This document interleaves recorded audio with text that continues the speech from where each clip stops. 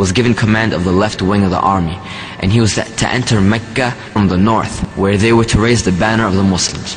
Khalid ibn Walid radiallahu anhu, the other lion and the fierce warrior, the sword of Islam, the sword of Allah, was given command of the right wing and was ordered to enter Mecca from the south. So they surrounded Mecca. They were given strict orders not to start any fighting, but to defend themselves if anyone was attacked. The Muslims' division marched into Mecca.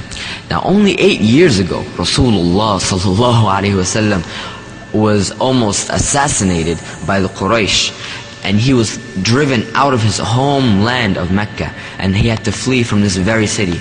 And now only 8 years later, this very city was at his feet. His forces, the most powerful forces, the greatest army in Arabia, were entering the city of Mecca, dominant in the land. Rasulullah sallallahu alaihi wasallam entered Mecca, bowing his noble and honored head so low, and his blessed beard was touching the back of his camel. This was a portrayal of complete humility and submission to Allah. The Prophet Muhammad sallallahu alaihi wasallam knew this achievement was only through the grace and the mercy of Allah, and he entered reciting Surah Al-Fath. إِنَّا فَتَحْنَا لَكَ فَتْحًا مُبِينًا لِيَغْفِرَ لَكَ اللَّهُ مَا تَقَدَّمَ مِن ذَنبِكَ وَمَا تَأَخَّرَ وَيُتِمَّ نِعْمَتَهُ عَلَيْكَ وَيَهْدِيَكَ صِرَاطًا مُسْتَقِيمًا وَيَنصُرَكَ اللَّهُ نَصْرًا عَزِيزًا. This was a complete portrayal of humility and submission to Allah, and the Prophet Muhammad sallallahu alaihi wasallam knew this achievement was only from the mercy of Allah Azza wa Jal, and he recited the ayah of Surah Al-Fath as he entered Mecca.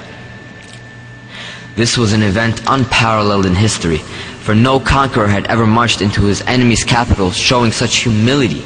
One division of the Muslim army, commanded by Khalid ibn Walid, was attacked by a group of Quraysh who didn't want to surrender without a fight.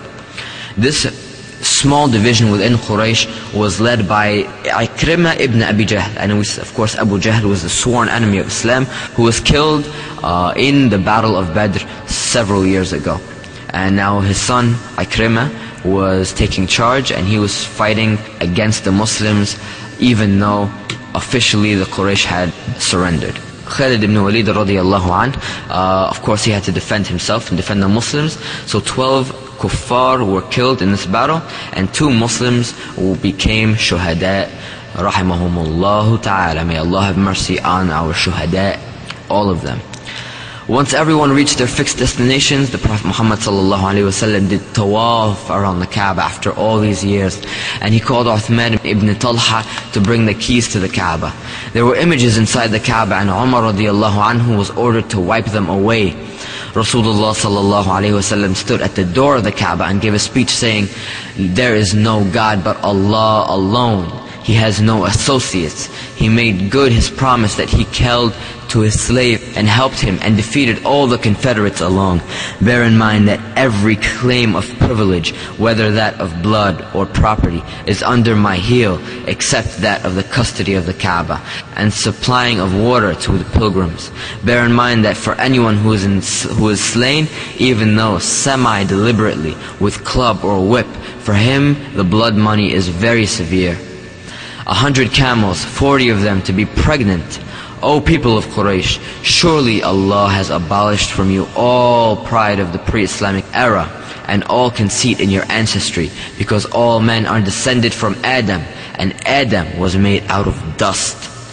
Then riding on his camel, Rasulullah sallallahu alaihi wasallam went around the Kaaba, holding his stick or a bow, and he kept pointing it towards the idols, and there were 360 approximately around the Kaaba, and they all fell one after another. And Rasulullah sallallahu alaihi wasallam did this while reciting the ayah, وَقُلْ جَاءَ الْحَقُّ وَزَهَقَ الْبَاطِلُ إِنَّ الْبَاطِلَ كَانَ زَهُوقًا. Rasulullah sallallahu alaihi wasallam said to them, "O people of Quraysh, what do you think of the treatment that I am about to accord to you? They replied, "O noble brother and son of a noble brother, we expect nothing but goodness from you." Upon this he said, "I speak to you in the same words as Yusuf." Prophet Joseph alayhi salatu wassalam spoke to his brothers and he said, قال لا تثريب عليكم اليوم يغفر الله لكم وهو أرحم الراحمين. "No reproach on you this day. Go your way, for you are the freed ones." They were all forgiven, but there were exceptions. Rasulullah sallallahu alaihi wasallam ordered for them to be killed even if they were hanging onto the cloth of a Kaaba. All of these people either committed ridda, apostasy, or blasphemy, two crimes that are unforgivable. But Abdullah ibn Abi Sarh was eventually forgiven, and some narrations say that Arnab and Sara were also forgiven. Many people were granted pardon, including Ikrimah ibn Abi Jahl, Wahshi, and Hind. The Meccans realized that Islam was the only way to success, so they accepted Islam and pledged their loyalty to Rasulullah sallallahu alaihi wasallam. Troops were sent to destroy the idols located in the outskirts of Mecca, and all signs of polytheism were removed and replaced with signs of Tawheed in its purest form, which is to worship Allah alone without any partners. Gradually, tribe after tribe accepted Islam around the entire Arabian Peninsula, and this marked the end of polytheism in Mecca. Allah had given the Muslims victory over Mecca, and the people entered into the religion of Allah in crowds. This was the result of the conquest of Mecca, the fath of Mecca, the opening and the liberation from the days of Jahiliyyah and ignorance and the subservience of man to other man, and the entrance of man into the subservience of Allah subhanahu wa ta'ala, to the tawheed of their creator, the one and only one that should be worshipped without any associates, without any partners. This was one of the great battles in the history of the ummah, the battles of Ramadan, for Ramadan is the month of jihad. سبحان ربك رب العزة عما يصفون وسلام على المرسلين وآخر دعوانا أن الحمد لله رب العالمين. لقد صدق الله رسوله الرؤيا بالحق لتدخلن المسجد الحرام